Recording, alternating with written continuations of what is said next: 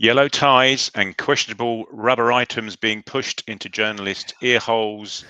It is transfer deadline day.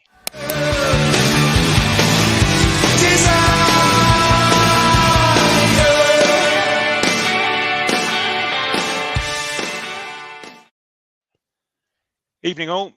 Welcome to the Blue Monday podcast covering Ipswich Town up or down since 2015.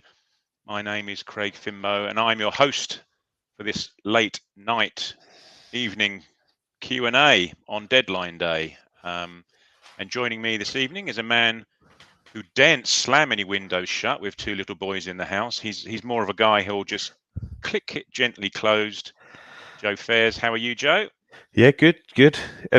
Sort of a good day to be an Ipswich fan. I think when you look at the squad that we've assembled now, spoiler alert, but I feel like I should just be one of those guys on squad that's news who just sits there on their phone. Oh, Wayne Bridges just sent me a message and well, he's at my house with my wife.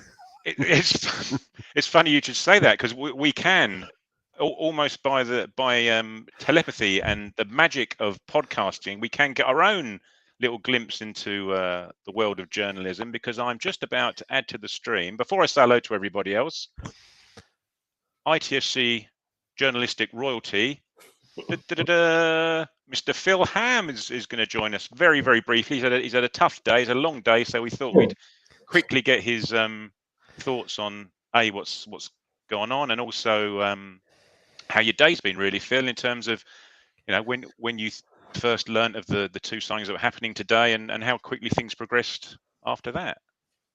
Yeah, it all started very quickly this morning, didn't it? With the first sort of news of the Burton lad coming in, sort of first. Yeah, basically, I got up. And the first thing I knew was that we were in the running for him, and it was all kind of it was all happening. I think we'd expected a striker all summer, hadn't we? Really, another one in addition to the players that they'd already brought in, and obviously George Hurst was the one that they were after, and I think then Will Keane was one that they were very keen to bring back, which I don't think really kind of emerged until yesterday, really, or the day before. I can't remember. By which time things had kind of already progressed, hadn't they? I think, and he's staying obviously going to stay at Wigan, and he's going to sign a new deal there. But I think he'd have been a very good signing, wouldn't he? I think. Yeah, and that was something that you'd heard whispers of. You know, it was something that you broke yourself in one of your stories, or a couple of your stories yesterday, wasn't it? Yeah, it just sort of came my way, and it's intriguing. I think this is the problem we've got in the position we are, that we want sort of championship standard players, but championship standard players want to play in the championship, which is they're either already playing in the championship, or as with George Hurst, they end up going to a championship club. So this is the sort of battle we've had. We've landed a number of those sorts of players. I think George Edmondson would probably have ended up in the championship if he hadn't joined us. Connor Chaplin came from the championship. Sammy Morsty came from the championship. I'm sure there's Christian Walton. We can sort of reel off quite a few, can't we? But there will be others that we don't get. But I think certainly Camera, I think he's a very good. I mean, he was another one expected to join the championship club, wasn't he? At the beginning of the summer, I think there was I don't know if you remember, there was a few discussions about him on the forum. I think it was partly because one of those sort of fake Twitter, you know, one of these EFL accounts sort of said Camera set for Town, Plymouth Camera set for Town, you know, and actually I don't think there was any truth in it at that point, but it set the discussions going, and so I can remember sort of talk about him then, and we go, oh no, he's going to go to the championship, and so really sort of probably a bit of a surprise. Yeah, I think it's sort of widely accepted he was going there, wasn't it? Because his contract was up in the summer, and Plymouth, that sort of he put a transfer request in. They just took the option up to sell him effectively, like we did with Tyree Simpson, wasn't it? And it was like he was always going to be going, and we'd assumed it was to the championship. And I think after the season he'd had in League One, that's where he went to go. So yeah, another top signing there, isn't it?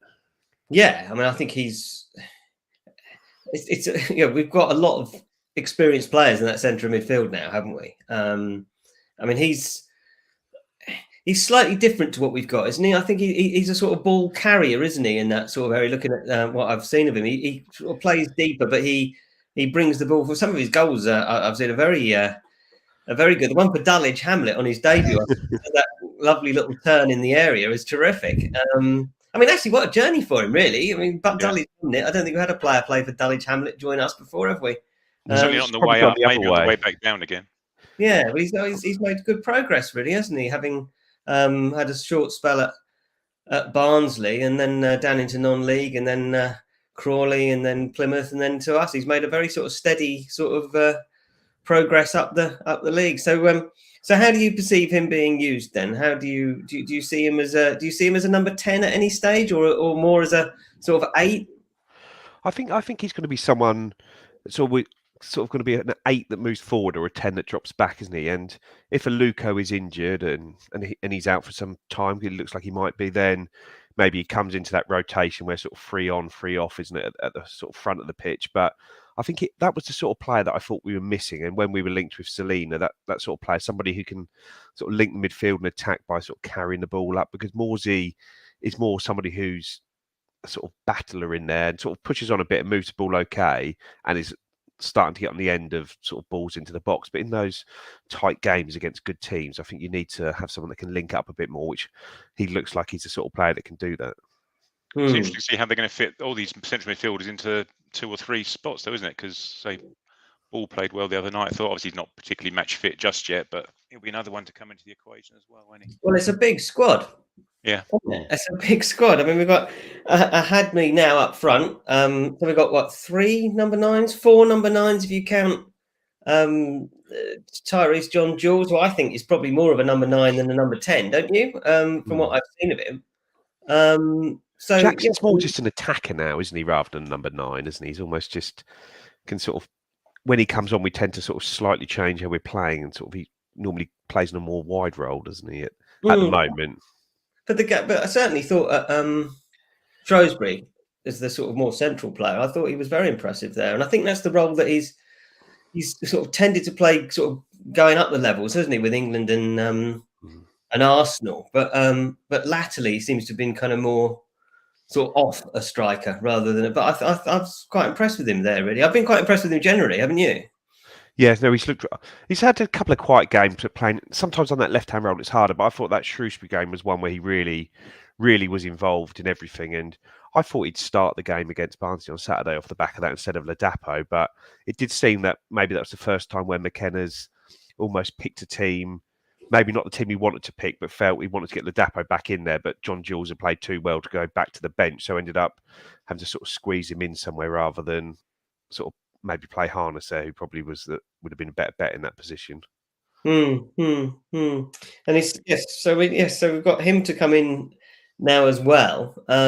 It's difficult to see where. I mean, it's one of these things, isn't it? You can keep a big squad happy if you're winning. If results don't go so well, then it might be difficult keeping the whole squad or those on the fringes on side involved. Yeah, I think it is a bit different now with the 5 subs, in that 6 attacking players play in every single game now, don't you? So it's not as sort of clear cut before, where you've got your team that starts and your subs come on. These guys that are on the bench, they all come on every week now, don't they? So they are getting 25, 30 minutes every game and rotating from there. So that should be okay. I think the issue is going to be now is some of these players aren't even going to get on the bench, are they? Yeah. Well, I think we had 6 players the first game of the season, didn't we, that weren't involved at all. And so I'm assuming as long as no one's injured, that's probably up to 8, isn't it? I would guess. So, which is a lot, isn't it, really? And Cameron Humphreys. Well, I think it is still 6 now, because I think we've got seniors sort of about 25 now, but that includes the keeper, Hayes, as a third choice. And then, so there's going to be 6 from there. So you assume probably a couple will be unavailable each week. So it's still 4 every week that aren't going to be there, isn't it? Yeah. Well, I suppose Penny's gone, and I was forgetting that Penny was gone. Harper and Damazuni. Yeah. So that's sort of still 6. So so it's not quite as huge, perhaps, as. And actually, when we've talked about the 22-man squad, I think we're only 20, aren't we? And I can't remember whether that was including Penny or not. I don't think Harper comes in, does he? But, no, there's definitely room in there for manoeuvre, isn't there? So it's not, we're not kind of pushing at the seams, and no one's like last year. There's not going to be a Miles Kenlock who's not he's not going to be registered for the squad, is there? So gives us a bit of room for manoeuvre in January then, when we're looking to make our push. yeah. When we look to bring in even more players. Yeah. Brilliant. All right, Phil. I'm going to let you go, mate, because I've got to say hello to all these people that are in the chat. So well, it's good to join you, and I think get back to your evening. And as the town guys have pretty much confirmed that they're done for the night, so you're done for the night as well, I assume.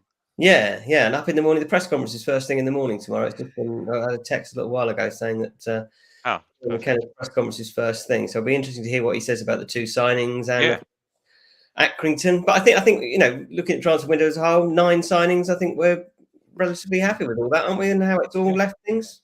Yeah, no, I think the squad's in a very good place now, isn't it? I still feel like I've got a slight concern over the number 9 position when you talk about chasing George Hurst, chasing Will Keane, and then ending up with sort of a young guy with potentially who hasn't played a lot. It's not quite the sure thing you'd hope there. So there's a lot of pressure on Freddie Ladapo. So I'd say that's probably the only position where I don't feel we've got that sort of real quality and depth that we may need. But I guess we'll see how that pans out. I think that is the area where we would have wanted someone with a bit more experience. Yeah, ideally. All right, well, enjoy the rest of the show, and I'll thank you, Phil. I may well see you at Accrington. Yeah, you may well do. Lovely. Thanks very much for that. Thanks, Phil. Take care.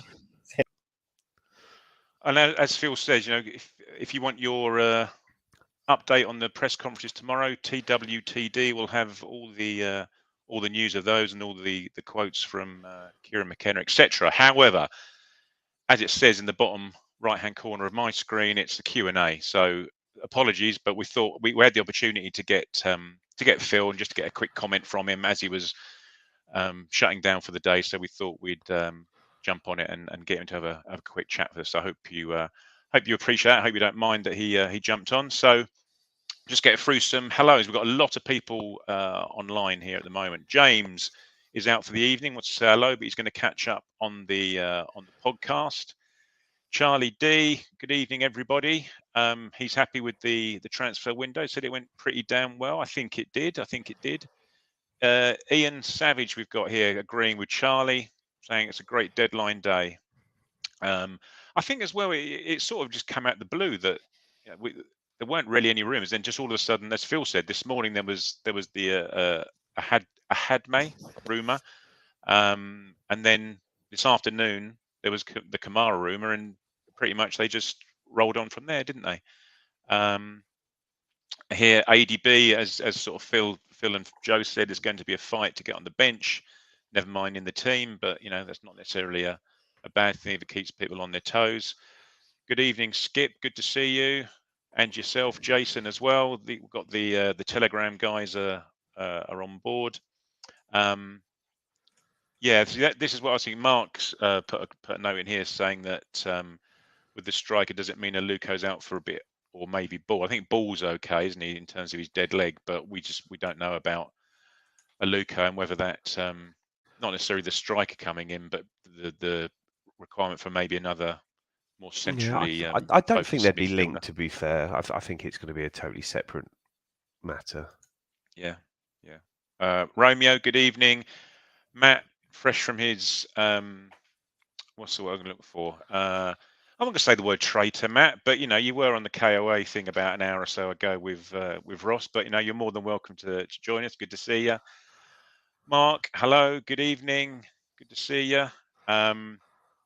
Rob, hello to you. Well, and while I work my way through the hellos, please fire in any questions, any comments. I'll look to get to as many as possible. If I don't see in the first time round, please feel free to stick them on again, because the screen fills up and I'm rubbish at scrolling back up and being able to do 2 things at once. So as Ben says when he does these, the more work you guys do, the less work I have to do, and I'm one lazy MF. So please do stick as many comments, as many questions as you want. Sean, good evening. Good to see you. Good to see you the other night as well. Good to put a face to a name, as it were, as well.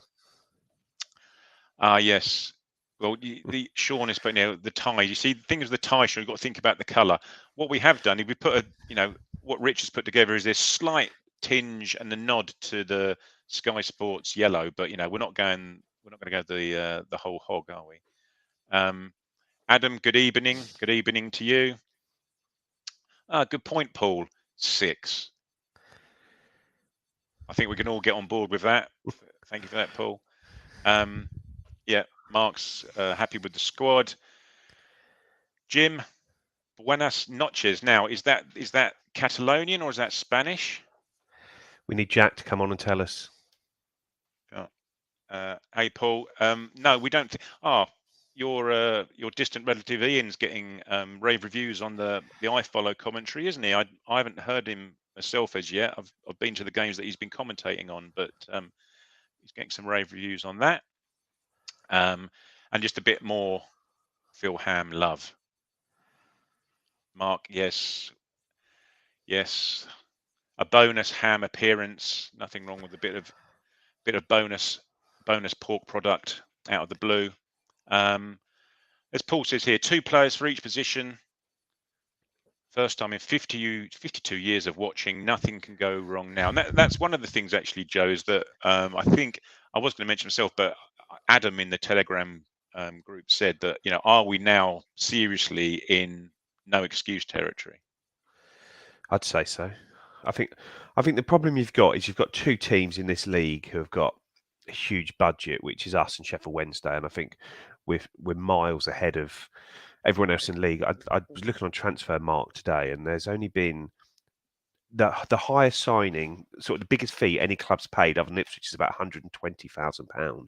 Well, we've signed Leif Davis for £1 million, Marcus Harness for 600,000, Kamara today for 500,000, whatever. I keep forgetting his name. the gas from Burton, that's at a low 6-figure fee, so that could be around another couple of £100,000. So we've probably got the 4 most expensive players in the division this year. The fact we can take players from Plymouth and Portsmouth and give them huge wage increases, no doubt, puts us in that no excuse territory. But it's tough because there's 2 teams in no excuse territory in us and Sheffield Wednesday, and there's only 3 promotion spots up for grabs. So it's going to be very, very tough, isn't it? But we've got the squad to do it. But you need to get your luck along the way. We haven't had a lot of that so far from the officials. Hopefully that starts to turn. But yeah, we need to be right up there, and I'm sure we will be. As Blag has said here, and as yourself and Phil were talking about, you've got to keep these players happy, aren't you? And with all goodwill in the world, Richard Keogh and Don Ball aren't going to be wanting to play Papa John's trophy games once every month, are they? They're going to want to be playing in with the muck and nettles on a Saturday afternoon. Keogh was interesting after the game, wasn't he? I think he does feel he's very much been brought in to do a leadership role around the club as well, though. So I'm sure he wants to play every game as every pro does, but he doesn't strike me as somebody who's here to kick up a stink if he's not. If he's playing well and other people are playing badly, then yeah, he's going to want to get into the team. But I don't think he's going to be one that pushes it that much. And I guess you've got Vincent Young, who's probably in that position, Greg Lee, who's in that position, Caden Jackson again in that position. So you've got 4 or 5 who aren't going to expect to start every week or start to play every week. So, and I suppose as well, if you're part of a successful club and a successful squad, then you haven't got much on your side in terms of knocking on the manager's door and saying, why aren't I playing? But also it's not a bad environment to be around anyway, is it? If your team's winning games and everyone's happy coming into work on the training pitch and stuff like that.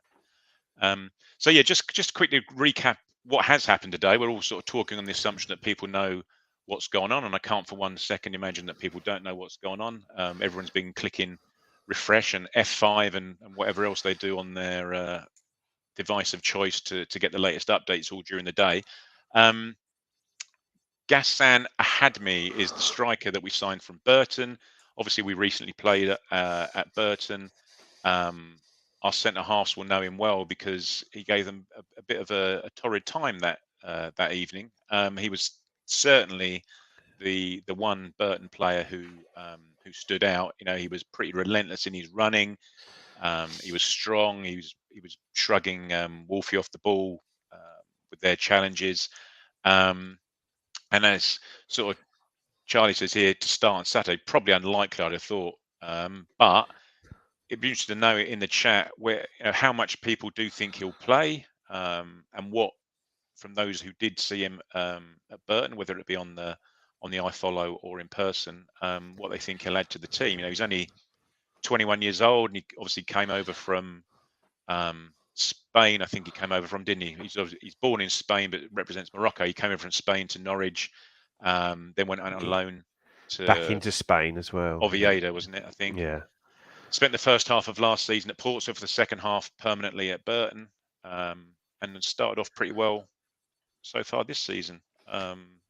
His overall record at Burton, I know you look at it, it's 6 goals in 20 games. When you look at the actual minutes played, it's the equivalent of about 14 games. He's got 6 goals in. He's also got a couple in the Papa John's Trophy this year. He's got like 5. So I think it's stuff like 5 in 8 this season. So he's really sort of playing well, scoring goals. And sometimes with that sort of target man role, it does take players a few years later to be able to learn to play that role. You get very few 18, 19, 20-year-olds that can come in and start to play that role. It takes a little while to put your body together to work that out. And like the rest of our signings, he does look an absolute specimen, doesn't he?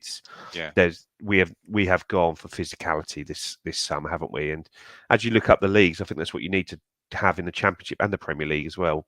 Real physical players, pace, power, strength, and so we've got that in abundance this year.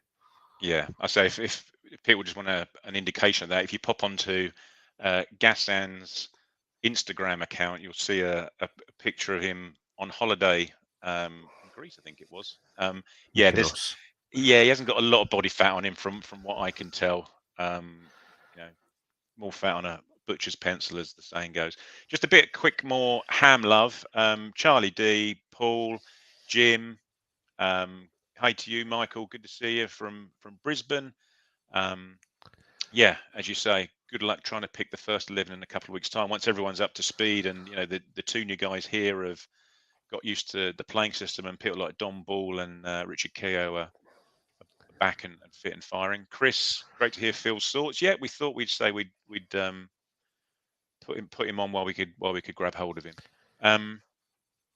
Question here, or a point here from Matt, really, that overall there's been a real plan with the transfer window, getting players that we need with the right attributes, not just getting players that because we could, like we did last summer, arguably with the likes of Fraser, etc.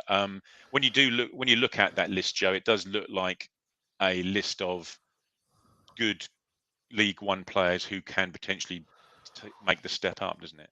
Apart from maybe Keogh being a potentially. Yeah, like I said, I guess the signings which are the surprise one is Keogh in there, and like I said, I think we'd have liked to have got a second senior striker alongside Ladapo, but we haven't been able to for whatever reason. So we go with what we've got. But I like the way we got the business done early, bringing in Ladapo, bringing in Don Ball, and bringing in Greg Lee right at the sort of start of the window. So you had those all through pre-season.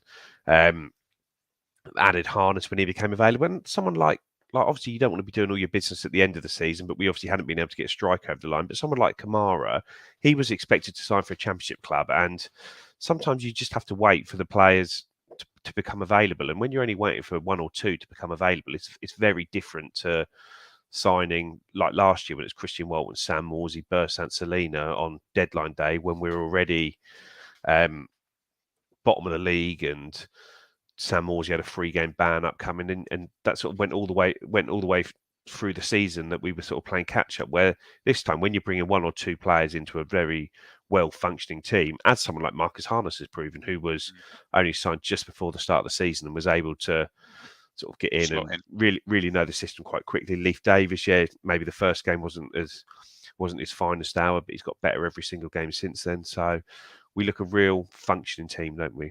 Yeah, and it's a good point here from Romeo in that they're, apart from John Jules, they are all permanents rather than loans. And there was obviously the few rumours the last couple of days about potentially getting the Danish kid in on loan from Sheffield United, and you thought, well, that doesn't sound like an ideal sort of sign. I don't know if he actually ended up going to Bolton in the end today, did he? I can't say I too much notes. No, I haven't seen. There's been so much going on; it's hard to keep up. It's always nicer just to have them under the roof, and they're your players to do with what you will, and sell on or move on if needed. Otherwise, it feels like a bit of a waste, unless they're proper top level, like John Jules is currently appearing to be a top level signing. Question here from Chris: whose fans are most upset tonight, Plymouth's or Burton's? Seen some pretty cheesed off comments from both sets. And what you'll also, maybe not the Burton fans, so you can answer this in a sec, Joe, but certainly the Plymouth ones, they're quite salty. I know often you get, if a player leaves your club, you're a little bit upset by it, but they seem to be, oh, we didn't need him anyway, he's only our 5th choice centre midfielder, etc., etc. You think, well, okay, mate, but I'm sure our what we can now call an analysis department, we've got one of those, and scouting department have probably done fair due diligence on the guy and know what it is that they're getting. And it'd just be interesting to know how long both he and Hadmi, I'm going to call them Gas and Pan, we're going to call them, how long Gas and Pan have both been on our lists and on our radar, really, or whether the Hurst situation and the Keane situation has pushed him up, and he was relatively potentially easier to get. But what do you think about the fans' comments and how much those clubs are going to miss him, Joe? Well, I guess sort of the Plymouth one is similar to when you see the reaction to Tyree Simpson leaving today. The fans have sort of fallen out with him because he's wanted to leave, and even though he's sort of secured a good contract elsewhere and gone up the chain for a good fee, in both situations from Camera and Simpson, the fans don't want them anymore because they don't like them anymore, effectively. So I think it's that. But Camera is obviously a good player. He was their Plymouth standout player when I saw them last year. Yeah. Him and Morsey had a hell of a battle, didn't they, down at home park? It was sort of similar to how Matete played against Morsey up here. It was like that down there between those two, which shows that some competitiveness, shows that will to win. And like I say, Plymouth were devastated when he handed that transfer request at the end of the season, and fans are very good at sort of pretending that things change over time when reality is they haven't. I guess the Burton fans, it just seemed to come out of nowhere, didn't it, really? I don't think anyone was expecting that transfer, and he's obviously more integral to them and important to them to try and stay in when this you're league. Bottom of the league as well, and you're selling your striker, and you're just scrabbling around, probably trying to find a lone striker. But it sounds like this interest came very late in the window. It feels like a signing that we've signed because he's played well against us, and that's quite a common way for signings, for all the analysis and all the data dashboards and all that stuff. Sometimes just playing well against an opposition is a good way to get yourself signed by them, and we've seen it. John Walters is an example of it in the past. Played well for us in the FA Cup. Played well against us in the FA Cup for Chester, and Jim and Gilton picked him up for a similar fee, 150 grand or so, and was a superb player for us. And like so, you see it all the time, don't you? Playing Wes Burns for Fleetwood, I'm sure that sort of brought him to our attention when he had that great game both times against us, and we picked him up in the summer. So that'd be an interesting point, actually. If anyone in the comments can think of any more players that we've signed on the back of a good performance against us, that's quite an interesting little question. And as you were saying, Joe, about that performance Paul Taylor for Peterborough against us, so it doesn't always go well. And I was saying about that Plymouth performance that Kamara put in against us. I remember that, standing there and watching him, and there was pretty much an ongoing, away from the camera, away from the referee's eye line, battle going on between him and Morsey. They were pretty much swinging punches at each other behind the referee's back as much as they could get away with. And I'm sure that's something that Morsey's more than happy to now have alongside him. He probably went up quite a lot in his estimations that this relative youngster and relative kid who's come from non-league is more than willing to stand up for and fight his corner. So it's not necessarily a bad thing. And as you were saying about the other night or a few weeks ago against Burton, we've got first-hand experience. Now, you can ask Wolverhampton, you can ask Edmondson, what was it like to play against this guy? Is he actually performing better than what maybe the facts and figures and analysis show? What I popped this up earlier, Chris, I'm going to put it up again. He said it's a good window. That'd just be good to know if people want to put their GC, they want to grade Mark Ashton in a GCSE style. Don't say that now, because GCSEs are like, my niece got hers, and it's like, oh, I got a 6 and a 7 and a 5. N and U, aren't they? So I've got no idea what they mean anymore. All right, we'll do old school then. We'll go A through to F. There you go. I mean, you can use minuses and you can use pluses if you want to, just to give them a little bit of gradient. No, you're right. They're stars and stuff now, aren't they? But yeah, if people want to chuck in the chat, how how well they think that how we've done. So certainly, as Joe was saying about getting things done early, we did get the vast bulk of the players in early, and it's sort of proven in performances so far and results that if you do get these guys in well into beginning of pre-season to give them a good pre-season, it sort of ends up showing in results, doesn't it? HCH has asked how long until Kamara is fit. Camera, potato, Joe. What do you think? What are we going for? I think we should just stick with Pan. That's what all the Plymouth fans have put in the tweets below. Good luck, Pan. Thanks for everything, Pan. Let's do that. Good. So yeah, we don't know really, because he hasn't played, I don't think, potentially this season yet for Plymouth. No, but you never know. You don't know whether he's been. I know that there's an injury concern over him, but it's like because he's on the transfer list, is there that he hasn't wanted to play, and the club has sort of agreed not to play him, and it's just been sitting there. We don't know how bad it is, so I guess we'll find out from McKenna how far off he is from sort of being ready to play tomorrow. There's a couple of questions here that are linked. I'll put them both up.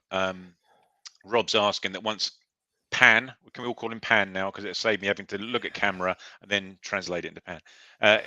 Camera is up to speed. Is he going to be one of the midfield two, and who will be the first choice centre midfield pair? And then similarly, Dan Connors has asked or commented, we've seen quite a bit of rotation in the forwards and wing backs, both in game and between games. Do we think we'll see more of a midfield rotation now? Horses for courses, a Don Ball against Sheffield Wednesday, for example. It's just difficult, isn't it? Because at the start of the season, I think everyone would have expected the first choice start midfield to be Don Ball and Sam Morsey, but Don Ball's been injured. Lee Evans has come in, and Lee Evans has been excellent so far. So I think he's one that he deserves to stay in the team, and I don't think you just want to. I just don't think they're positions you want to rotate there. I think it's very different in the sort of forward roles, but I think in those midfield roles, it's built on partnerships, isn't it? And at the moment, I think Evans and Morsey have the shirts, and I think they'll continue to have them until either they miss games through injuries or suspensions, or their form dips, so somebody else needs to come in. Yeah. Well, I suppose as well, if with our increased performance analysis and fitness tracking and bits and pieces like that, we'll know when players are entering this red zone and can potentially proactively move them away from the team, and there could be that much of a drop off, certainly in the centre midfield, is there, in terms of the guys that are coming to replace them. It gives you that luxury as well, I suppose. Yes, Padger Night Badger says, whose photo is that, Padger? Is that Rasputin you got on your icon there? I can't say I know too many. My knowledge of Russian. The Russian love machine. Yeah, well, quite. Had an ice pick which made his ears burn, didn't he? Was that him? Oh no, it's Trotsky. So yeah, see Kamara used as a 10. Well, again, we're sort of spoiled for choice in that respect as well. David, good evening to you. Good to see you, and another one of our Telegram guys. Thank you very much, David, for your super sticker donation. Very kind, as ever. If people want to like and subscribe, give us a thumbs up, etc. I'm not going to use the A word that Rich uses every single time that rhymes with malgorithm, but it does something clever that pushes us up some sort of list. So yeah, please like and subscribe. If you want to pop onto bluemondayitfc.co.uk, you can get the links to everything there, all of our YouTube channels and various podcast channels, and of course the shop, which has now got a 15% discount, believe it or not off the items. You don't get a sixth off of a mug without the handle. It's actually the price that's 15% off. We haven't yet moved into the exotic rubberized aid market, but you never know. If we can get a next transfer deadline, we may have one. Yeah, exactly that. Yeah, we'll obviously brand it. Won't have it purple. We'll have it a nice blue with a logo on the side of it. So when you wobble it around. Anyway, let's move on. Ian Savage. I like the look of Adami, but my mind dwells on Hasselbank's words after the Town game that he needs to improve his finishing. are sort of in line with what you're talking about, Joe, about that number 9, just that slight bit of doubt in the back of your head. Are we still missing a clinical edge up front? Yeah, I'd say so personally. I think like I say, we're relying on Ladapo there now, and I think when Ladapo signed at the start of the window, I don't think anyone probably expected him to be the main striker signing through the window. But that is where we are now. John Jules has impressed more than I think people expect him to when he signed. So I say, but we're going to need to get 25, 30 goals from that striker in this system, aren't we? And so far we've got one. So far when John Jules played up front, so we're going to need more. But I say it's the system seems a bit different to last year, because when you look at the stats, Freddie Ladapo had the most shots in the squad, or most shots per 90, almost top 5 in the league. His XG per 90 is the highest in the squad. So he just needs to start scoring goals, and I'm confident that he will do. But things would look very different if he had 2 goals in his 6 games this season, which he could easily have had. He's getting chances in every game now. So I think I think hopefully the goal against, I know it was only a 6-0 win, but you could tell he was really pleased with that goal at the very end of the Northampton game at the other. And hopefully he can go on a little run now and get 3 or 4 goals in the next 6 or 7 games. And all of a sudden he's got 4 in 10 as opposed to 0 in 5. Yeah. So I think that was very important. It's even during that game, he had the shot on his left foot, which he sort of just passed to the keeper, didn't he? And had a shot which he screwed wide from just outside the area, and you could just tell it was maybe just starting to snatch at stuff. So I think that may have done him the world of good, and so regardless of the opposition and regardless of the state of the match at the time. Michael's asking us this from down under: do you think any other Division 1 team has had a better transfer window than us? I don't know. I can't think of. Well, obviously Sheffield Wednesday have signed some decent players, haven't they? Yeah, Sheffield Wednesday have had a good window, haven't they? But like us, when you've got the most money to spend, it's easy to have a good window. But like Michael Hickway, Michael Smith, 2 really good, experienced League One guys who know what it takes to get out of this league. Yeah. Malik Wilkes, who scored a lot of goals in this league for Hull. Alex Mighton have brought in from Forest there. They look like they beat us to the punch too. David Stockdale was a good keeper at this level last year, and it improves them. So I think those guys have. But as I mentioned in the earlier in the pod, or earlier in the YouTube, whatever we want to call it, that you've effectively got 2 teams that are in sort of no excuse territory, and it's us and Sheffield Wednesday, and we've both established brilliant squads for this level, and we just got to make sure that we sort of beat them and beat everyone else to get promoted. Yeah, I just think maybe just from watching highlights of Sheffield Wednesday and the 2 games that we play against them, we just need Bannon to get not a career-threatening injury, but just one that will keep him out for the vast majority of this season. Maybe to push over a ref or something like that. Yeah, or just maybe he can come back in April time just to have a twilight of his career next year in League One. It'll be absolutely fine, because he seems absolutely integral to the way they play, doesn't he, that guy? Paul, I said we can call him Pan. Yeah, interesting to hear Kamara saying that he'd only heard of interest this morning. I haven't listened to either of the interviews yet, so that wasn't all to plan then. And similarly, the follow-up question from Paul: do you think either of these the 2 that came in, were on our shortlist a couple of weeks ago? I'd imagine Camera was just someone that maybe we didn't think was available to us. We were aware as a League One side, he's aware of it. And then when all of a sudden the opportunity for a deal came up, we just struck quickly and got the deal done and got it over the line.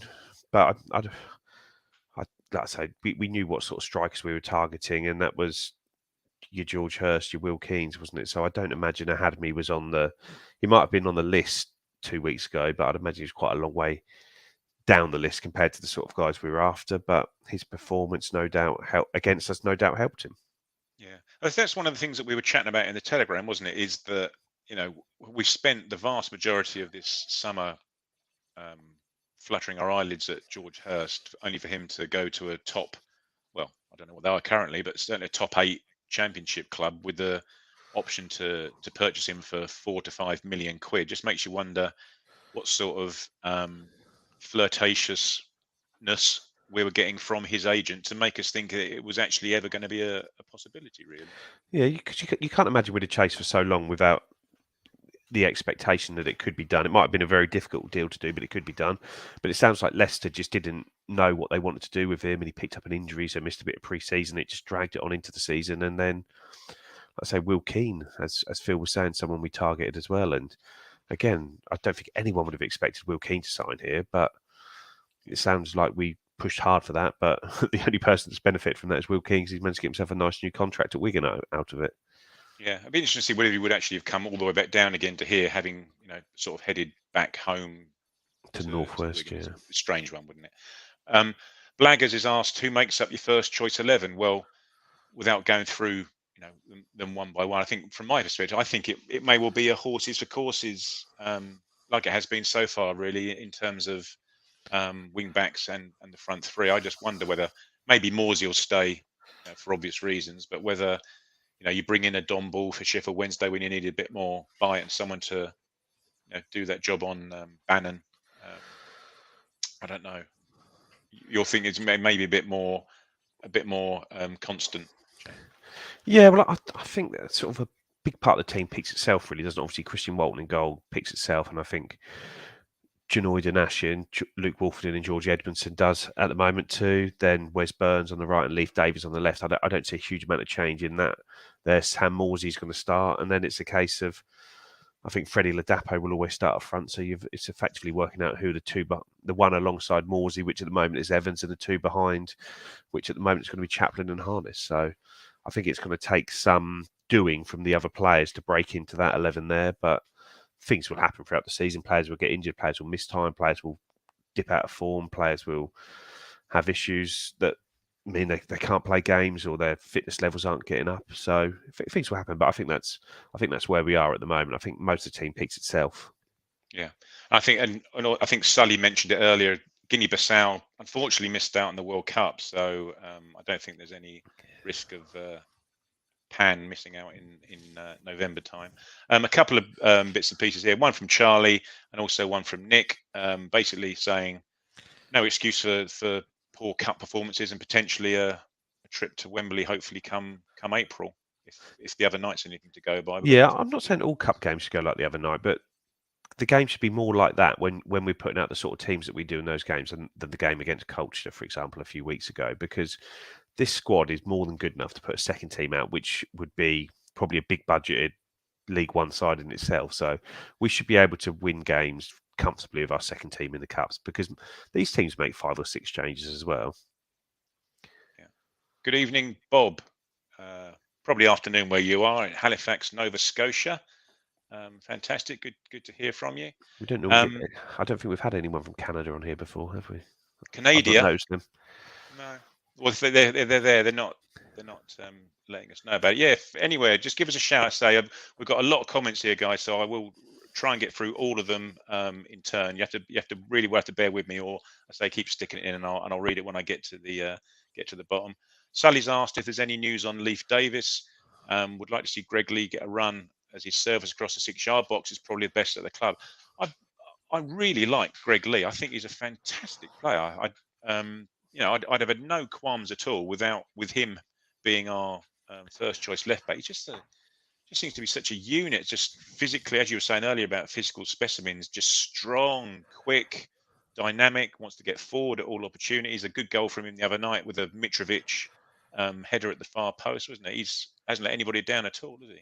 No, but I like Leif Davis. I think has got better by the game, and when you look at the sort of assist numbers, chance creation numbers, he's up there ahead of any fullback in the league at the moment, isn't he? And like I really like Lee. I think that was a brilliant sign, a brilliant piece of business. But he's going to play his part this year. I just think he's going to suffer now because he's a left back, and Kane Vincent-Young will be on the bench because he can cover one of the centre back roles, the right back role, and the left back role. So it's probably someone that's probably not going to be in the squad as much as he has been so far, but also is somebody who's, when he plays, is not going to let us down. Yeah, just a few bits and pieces here about Hadme. Blue said that 6 months under Jimmy Floyd, Hasselbank is going to improve most strikers. Well, as long as you want them slamming it in from about 25 yards out and scowling at referees, he'll do a job. Again here from John, McKenna likes to play teams that he feels exploits weaknesses in the opposition, and a tall man up top to get on the end of set pieces is needed. And Hadme brings this. My concern on that matter was if Ladapo was to be injured for any time, and you're having to play Caden Jackson up front on his own. In certain It's games, the reliance. Caden Jackson is going to be a good player.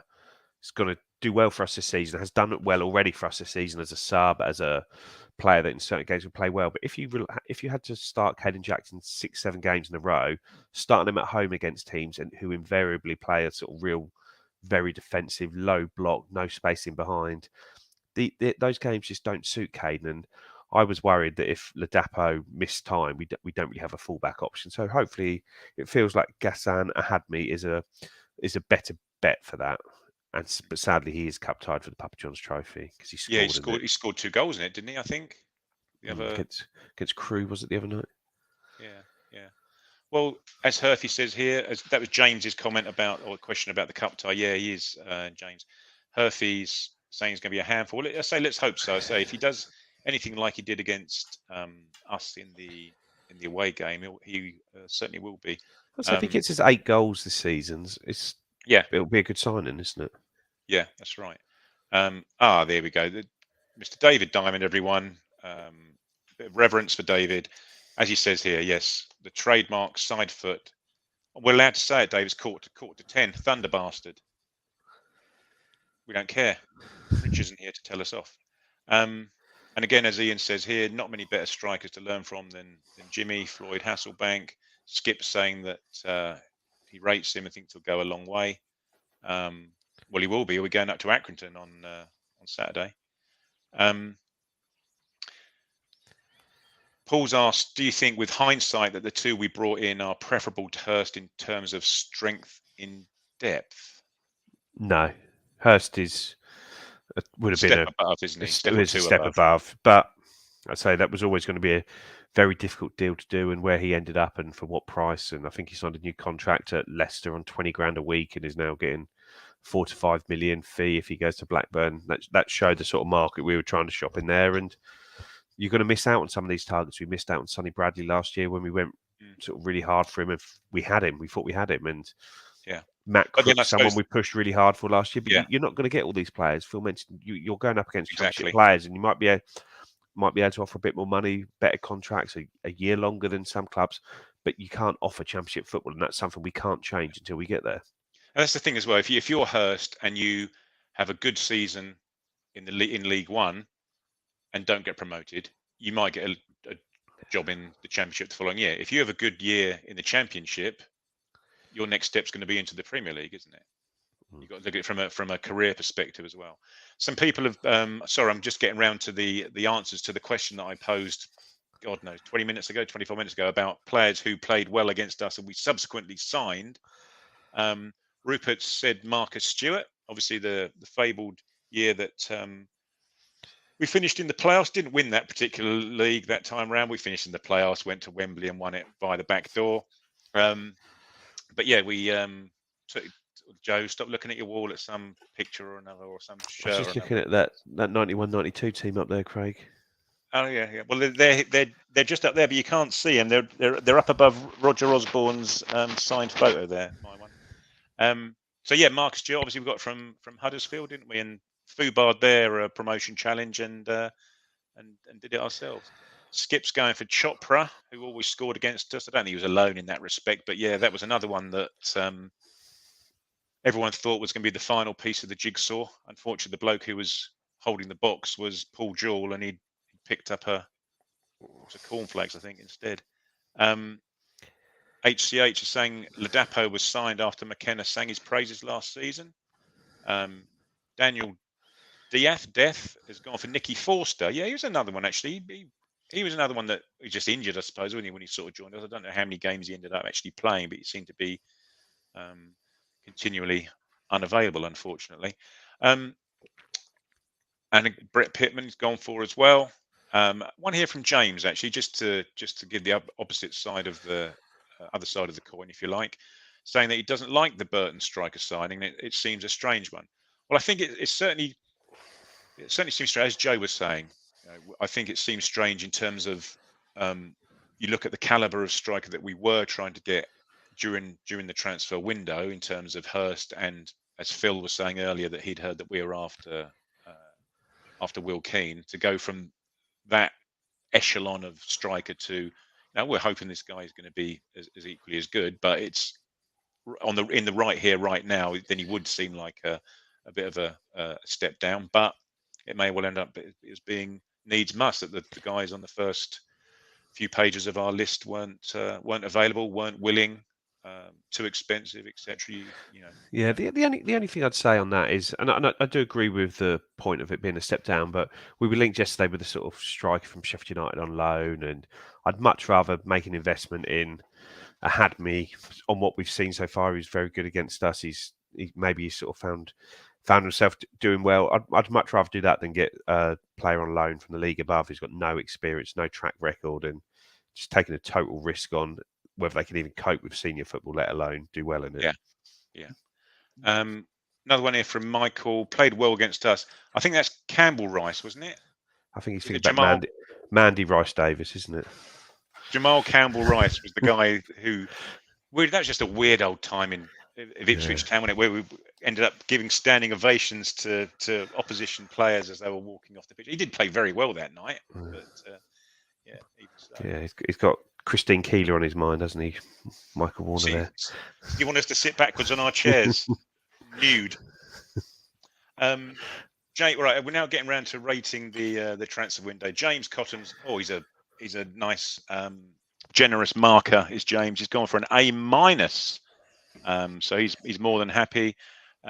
John's gone for a B+, as has Dan, as has Michael. See, Michael, even though he's down in Oz, he's still using the good old British marking territory from the 1990s. Good to see. And as Charlie D actually has gone for a B+. Matt's gone for a B+.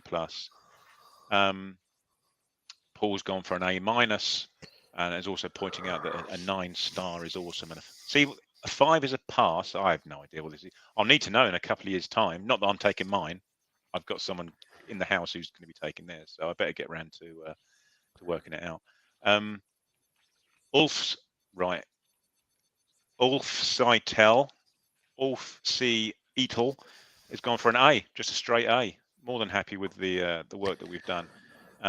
David's gone for a B+. So yeah, I think people are happy in the main. I think had it been that top tier creme de la creme striker, I think it would have been A+. Yeah. Yes, and here's the textbook. Is it Kamara or Camera? And thankfully, Skip's online just to point out which way it is pronounced. Yes, Paul, Rich will no doubt have Seb pronouncing all of these for him and laughing in his face. And that neatly segues into my plug I need to do. The pre-match show is tomorrow, and it's live again as it was last week. It's live. Seb and Rich are live tomorrow night at the ridiculously earlier time of 8 p.m. So they're not doing the graveyard shift like Joe and I. They'll be on at 8 p.m. on a Friday. So make sure you get your Friday pizza nights done and dusted, and crack yourself a cold one for 8 p.m. and join Seb and Rich to listen to them go through our trip to Accrington and a bit of background in Accrington. Accrington haven't lost a game, have they, so far this season, Joe? I don't think. Certainly not in the league. I think they've only won 1 or 1-2, haven't they? And then drawn the rest. Yeah.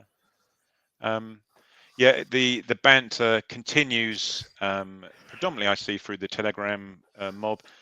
Matt saying it was Camera, but then as HCH has pointed out, there's an accent over the last A, so it's actually pronounced Camera, Camara, Camare. John Boddy, sure we signed Alan Armstrong after he played well against us in the Cup when he was at Stockport. Did we sign him from Middlesbrough, though? Yes, but stuff like that does stay in the memory, doesn't it, of managers, doesn't it? But yeah, he was signed from Middlesbrough. I just remember him scoring against Middlesbrough. He scored 1 or 2, didn't he? 2 in the away game at Middlesbrough. Yeah, around Christmas time. Range. Yeah. Paul's gone for an A-. Yeah, again, everyone seems to be pretty happy. Thank you, Skip. You are absolutely spot on there.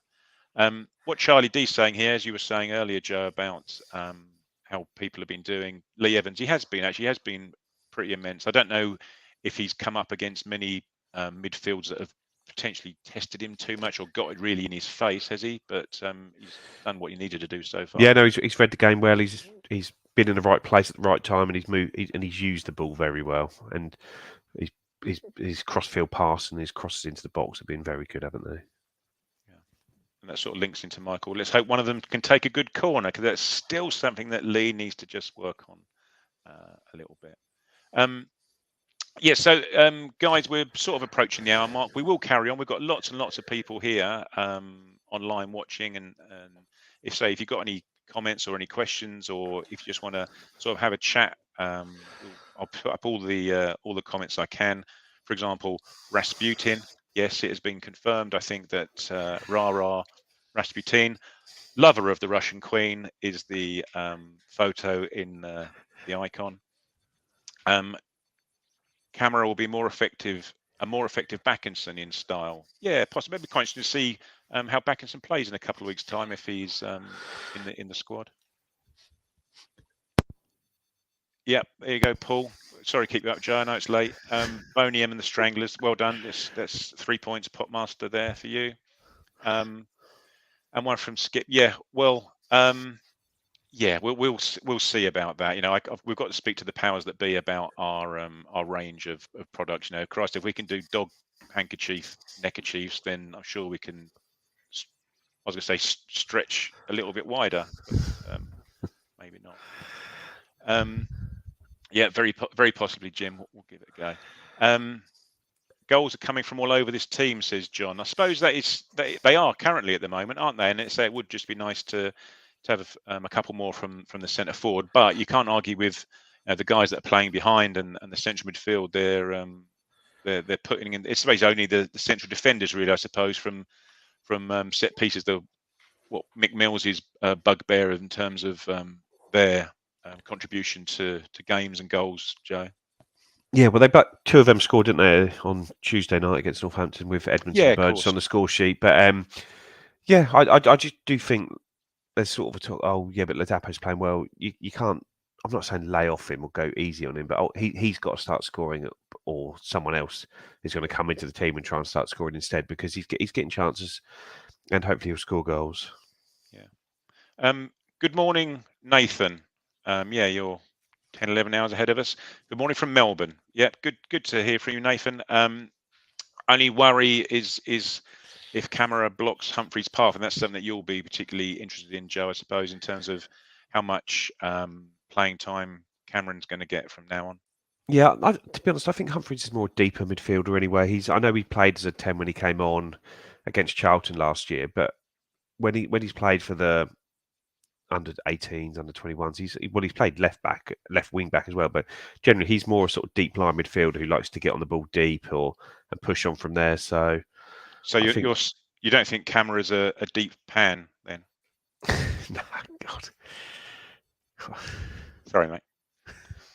Skip intro has said that Bond's off to Charlton apparently. Well, I did see rumours that they were potentially getting him on loan, and I don't think the fans were overly keen on it, having had him in the building previously. Poor old boy, poor old Macaulay's desperate, wasn't he? Poor old, desperate. You can just, all of us can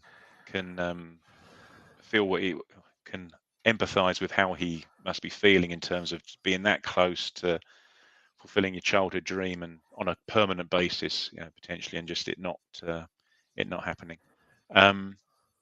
Chris is saying here's Camera's signing an indication that Luca might be out for a while. Potentially, yeah, it didn't look a great one. So as soon as he went down on Tuesday night, he was sort of waving as if to say it's a bad one. So yeah, hopefully not. But he's also of an age as well where you will recover from injuries slower, won't you? Yeah, absolutely. Squad numbers, Joe. Do we know what?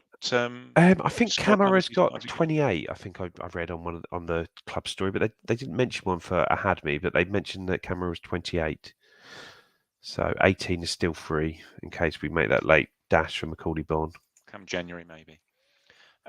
John's asking if Chaplin and Luca are unavailable, as they both had injuries on Tuesday. Might we play with 1-10 and 2 up top, as we did several times last season? Well, I suppose we did when we had the Bash brothers, as McKenna called them, didn't he?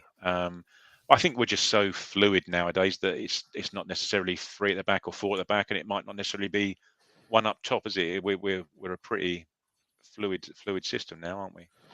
Yeah, we are, and it was quite often though that we played that way last season. We went 2 up front, but it hasn't been at all this year.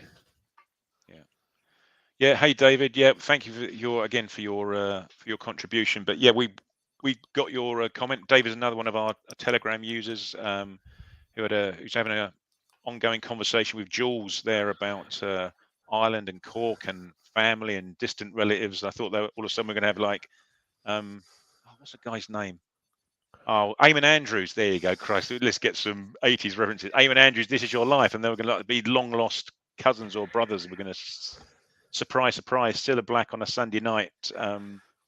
Surprise one with the other. Ian Savage. Yeah.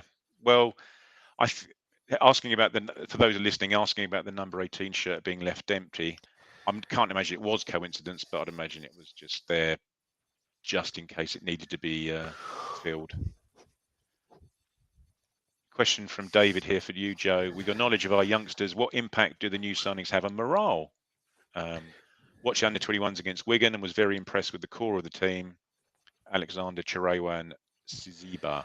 I think other than Chirewa, there's not really anyone sort of pushing into the senior squad at the moment, because those that are your sort of Corey and Darbers, Idris El Mazounis, these guys have all been sent out on loan, haven't they? Elkin Baggett. So I don't think that there's anyone sort of close to making that breakthrough at the moment. I think probably Fraser Alexander's, Xander Zizibas, who both played the other night, are sort of in line probably for a loan spell from there. It's just Tawanda Chirewa who is the problem. Outlier. We'll see if obviously nothing's happened with him in the transfer window, because there was talk of West Ham being interested in there, and whether they'd placed a bid or not, I don't know. But maybe it's a chance to try and get him into the squad if there are injuries there as an extra player to play. Yeah. Hey, Mark. Well, I wouldn't say we're the most prestigious surnames, but we're certainly some of the oldest surnames. So yeah, we're not Tolmac or Cobbold, are we? No, exactly. The fact that certainly one of my relatives might live in a mansion, sprawling country pile somewhere, it certainly hasn't. That money hasn't filtered its way down to CO7, Mark, unfortunately. Interesting question here from Chris. Who's going to be worth the most in 3 years' time, Hadme or Simpson? Well, Simpson's got a 4-year deal at Huddersfield, hasn't he? So what was the length? Sorry, Joe, to interrupt. What was the length of Hadme's contract then? Because Camera's was 2 years plus 1, wasn't it? Yeah, Hadme's 3 plus 1, so he's got a 3-year contract here plus option on it. But I'd guess the smart money at the moment would be on Tyrese Simpson, but that's not to suggest that that's definitely what's going to happen. But Simpson's got when the club has invested a big fee and given you a big contract, there's always more impetus to push you on. Sometimes even if you don't deserve it. Not saying that he doesn't or anything, but they will have a real plan for his development, because they need to make good on that investment. Where Hadme's a smaller investment, so we'll see where that goes. But I'd say hopefully both of them do well. Yeah. Just a comment here from Rob saying that he suspects that Kieran McKenna was given food for thought by how we struggled coping with Burton's physical, airborne approach in the first half, and that Pan and Gas will be great for those type of games. Well, I don't think, to be honest with you, nowadays, Christ, we've got some sturdy old units all across our team, haven't we? Really, and obviously these will add to it. But I don't really think that night we were particularly diminutive, were we? Still had some big old boys playing for us. But yeah, absolutely. You obviously just need to be horses for courses in certain types of games, I think, from my perspective. David's off next week on his holes, so he won't see us. But you can still download the pod the day after, David, on your podcast app of choice. Give us a shout. We can say hello to you. And we'll see you on the Telegram as well, no doubt. Yeah, exactly that. One from Dan saying that Leif Davis can take corners. Yeah, that was one thing I was watching last night on. I was watching Liverpool play, flicking between the various matches last night, and both their fullbacks take their corners, don't they? Robertson takes them, and Alexander Arnold takes them. Appreciate their different strata of player, but Neil Thompson used to take them, didn't he? Mark Venus used to take them. Sometimes you think, yeah, exactly. You think that a fullback can used to taking free kicks in their corners and can swing Aaron them in. Creswell. Yeah, good one. Yeah, Aaron Cresswell. Go on to Sully. Cam Humphreys can take a corner. Maybe special teams then. Can we, Sully being in NYC, can we get a special teams, just draft him on to take a corner kick and go back, sit back down again after he's contributed towards a goal? Michael's asking if we can see Greg Lee playing as part of the back three and becoming an overlapping and underlapping centre half like Janoy. I can actually. I think he's certainly got the physicality to do it. Just looking at the time here, guys, we're now at 10:05, so we've been going for an hour and a bit. But again, there's lots of people here, so we're more than happy to carry on going. Just another reminder that Rich and Seb are here tomorrow, and that's reminded me, Sunday night is our 600th pod. 600. So I think there's going to be try and get as many of the guys together on the pod at the same time. I might be playing cricket, so I don't know if I'm going to be about. Well, I say play cricket. I shall be in the pub having played cricket, so I don't know whether I'll be about. But it'll be live one again, 8 p.m. Sunday night. So I'm sure everyone will be more than happy to have as many people as they can, and you can see the shit show that will be either Rich or Ben trying to Corral 6 people. Yeah, exactly. It'll be mayhem. Be like the old Royal Rumble. There'll be another one coming in every 20 seconds and jumping into the ring, being hit with a metal chair and thrown straight out again. So what we'll do is we'll start to wind down a little bit. But I'll work through the questions in the comments. If you want to just have a shout out before we go, we will do. Who's your player of the month? Actually, that's a good one from Paul. If people want to quickly stick there, I know the club had their vote, didn't it? It may have been today that the deadline was. I can't remember. But if people wanted to vote for their player of the year, there was a selection of a few. He's going for Mr. Marcus Harness. I can't remember who I voted for. I did click on one, but it might have been Marcus Harness as well, I think. Yeah. Don't feel put out by that, Marcus. If you're listening, that Joe definitely voted for you, and he put a lot of forethought into it before clicking the button. HCH saying that prediction is that Cameron Humphreys will go out on loan as he won't get enough game time. I suppose that would depend on where we are in various cup competitions as well, I suppose, and things like that. Just what you were talking about earlier, Joe. Any update on Chirewa, and can he slot in if Aluko and Chapman are out? He's not really anywhere near the team, is he, at the moment? No, he doesn't seem to be. But not hopefully, but if one of those are out, hopefully it opens up a spot in training for him to step up into the first team training, give himself a chance to impress. But I don't know fully the situation. He hasn't played the last couple of under-21s games, so there's obviously a contract issue there as well. But we'll see how that one plays out. He hasn't been. As Skip's asking here, he hasn't said anything about him being injured. I haven't seen any news about it in any case. But you wouldn't get news about someone under-21s being interested, injured. Sorry. One from you, Joe. What season's the jersey you're wearing? Oh, I should have checked, but I think it's 2004, 2005, the third shirt that we wore. Was it away at Crystal Palace? When we beat them 4-3 on the Shefki Kuchi on a Tuesday night. Shefki Kuchi, Ian Westlake, Tommy Miller night. Yeah, I remember that well.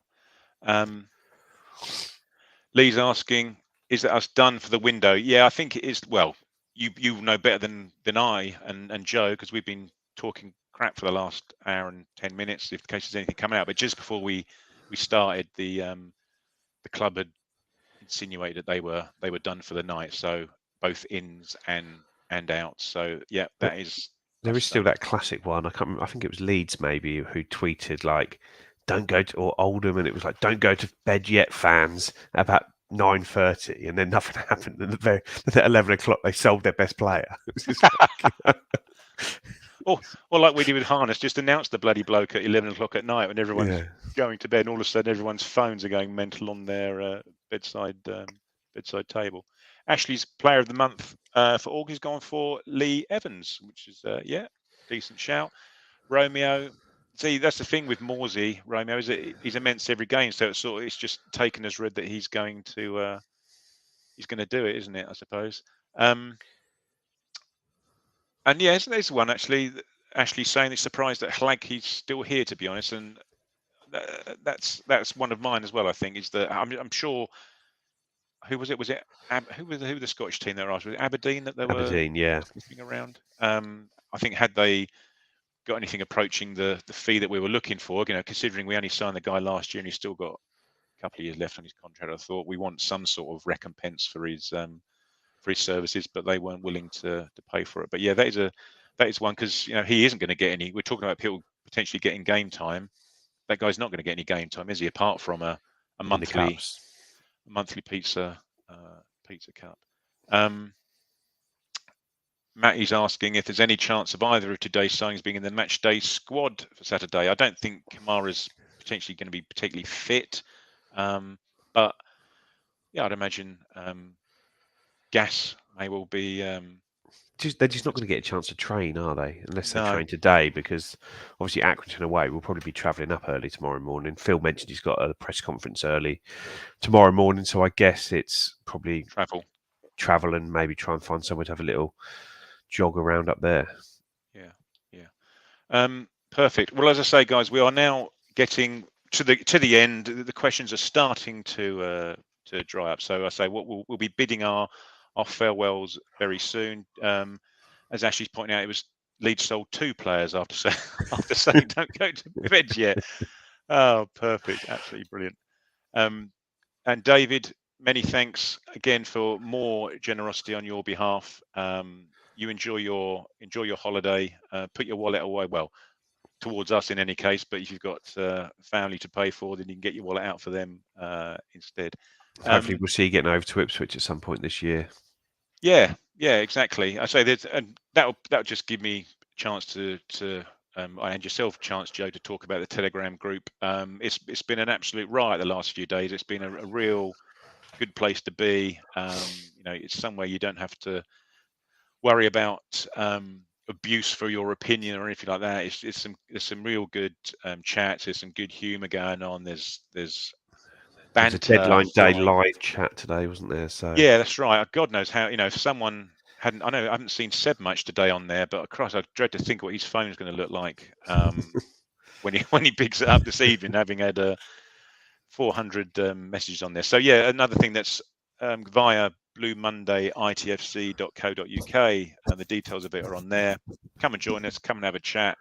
Come and say hello. I say there's lots and lots and lots and lots of like-minded people on there from all different areas of the world and all different shapes and sizes and ways of life. So it's just a nice little place to be and just have a chat about everything. Whether we were talking, Rich must have been doing this now. There was talk of the NFL draft fantasy league thing in the deadline day chat today. I noticed. I saw you were part of that, Joe, but I didn't mention it to anyone. I just messaged Rich on the side to say that's one of our admins being naughty. Perfect. Okay, so I think we're done. Thanks very, very, very much for everyone who's joined and who's contributed. Cheers, Skip. Good to see you. No doubt we'll be speaking to you at some point tomorrow, and yourself, Romeo. Thank you, Michael. Yeah, well, you're either committed to the ITFC cause or you're not. So, you get up at 4 a.m. and you listen to it live, or maybe we'll let you off and you can. I'm sure if you ask Rich nicely, he could somehow get it through the pod feed, or you can watch it if you're on YouTube. You can watch it pretty much straight after. In any case, I think. HCH, yes, no problems at all. Good to see you, Jim. Thank you very much. Charlie D, thank you. Thanks for joining us. As you say, Skip, herding cats. Lee, thank you very much. Matt, we'll let you off your aberration earlier in the evening, but thanks very much for joining us as well. And final one for David, who's hope that he has a nice one and hope that he gets over to ITFC very soon.